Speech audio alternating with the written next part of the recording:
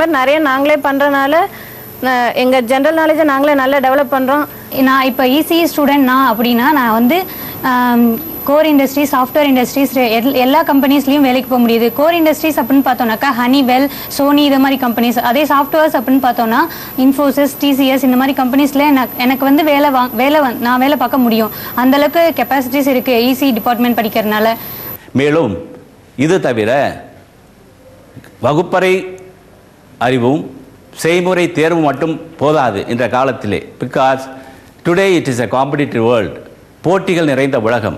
ஆகையினால் மாணவர்களை தொழிற்சாலைகள், தொழில் நிறுவனங்கள் எந்த விதத்தில் அவர்கள் திறமைகளை எதிர்பார்க்கிறதோ அந்த திறமைகளை பெறும் வகையாக சிறப்பான வல்லுநர்களை கொண்டு த சாஃப்ட் ஸ்கில்னு சொல்லுவாங்க. அந்த சாஃப்ட் ஸ்கில்ல வந்து அவளுக்கு போதிய பயிற்சியையும் ஊக்குவிப்பையும் கொடுத்து அந்த ரீதியிலே அவர்களை மேலும் நாங்கள் தயார் செய்து கொண்டிருக்கோம். இப்போ ஒரு ஜாப்க்கு போகிறோம், அவங்க எதை எதிர்பார்ப்பாங்க நம்மள்டேருந்து? லீடர்ஷிப் எதிர்பார்ப்பாங்க, எவ்வளோ தூரம் இந்த பொண்ணு போல்டாக இருக்குது அப்படின்னு எதிர்பார்ப்பாங்க.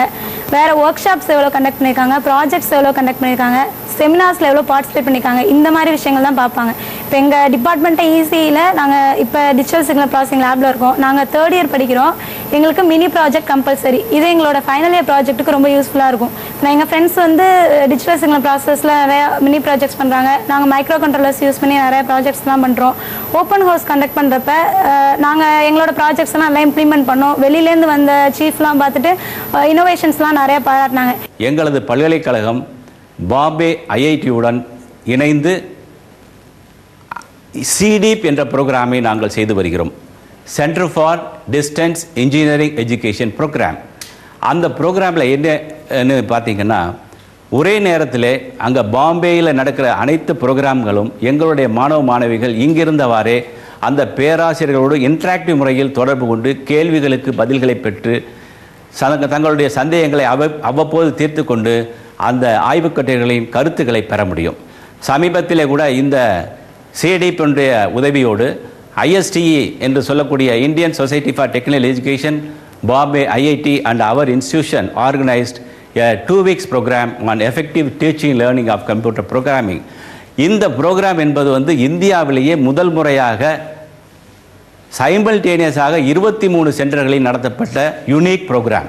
முதல் தடவையாக இது எங்களது பல்கலைக்கழகத்தை ஒரு தேர்வு செய்த சென்டராக அறிவித்து, ஏன்னா நாங்கள் இந்த சிடி ப்ரோக்ராம் ஆல்ரெடி இருந்ததுனால அதை அறிவித்து 23 சென்டர்கள் இந்தியாவிலே தேர்வு செய்யப்பட்டு அதிலே ஒரு சென்டராக எங்களது பல்கலைக்கழகம் இயங்கி கடந்த 2 மாதங்களுக்கு முன்னால் 2 வார ப்ரோக்ராம் நடத்தினோம்.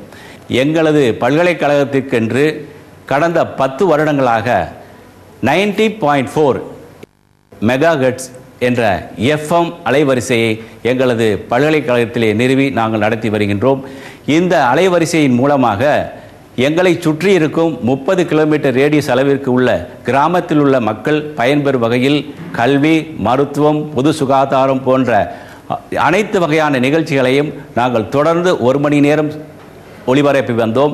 கடந்த 2 மாதங்களுக்கு முன்னால் எங்களுக்கு மத்திய அரசு பர்மனன்ட் லைசன்ஸ் கொடுத்ததற்கு பின்பு 2 மணி நேரமாக ஆக்கி அதை தொடர்ந்து நாங்கள் ஒளிபரப்பி வருகின்றோம். அதனால் பலதரப்பட்ட மக்களும் மிகவும் பயன்படுகிறார்கள். பெரியார் எஃப்எம் வந்துட்டு இங்கே ரன் பண்ணிட்டு இருக்காங்க எங்கள் காலேஜில். அங்கே அதனால எங்கள் ப்ரோக்ராமுக்கு தேவையான எல்லா ப்ரோக்ராம்ஸுமே இங்கே நாங்கள் ரெக்கார்ட் பண்ணி இங்கே நாங்கள் எடிட் பண்ணி இந்த லேப் யூஸ் பண்ணி எடிட் பண்ணி டெலிகாஸ்ட் பண்ணிட்டு இருக்காங்க. இப்போ அது இங்கே பண்ணுறதுனால எங்களுக்கு அந்த நாலேஜும் நிறையா கிடச்சிருக்கு. எஃப்எம் எங்கள் காலேஜில் யூஸ் பண்ணுறனால நாங்களே ஆன்லைனில் நானே நிறைய ப்ரோக்ராம்லாம் பண்ணியிருக்கேன். ஆன்லைனில் பண்ணுறதுனால எங்களுக்கு வந்துட்டு தியரியை விட ப்ராக்டிக்கலாக நிறைய தெரிஞ்சுக்கிறதுக்கு நிறைய வாய்ப்பு இருக்குது.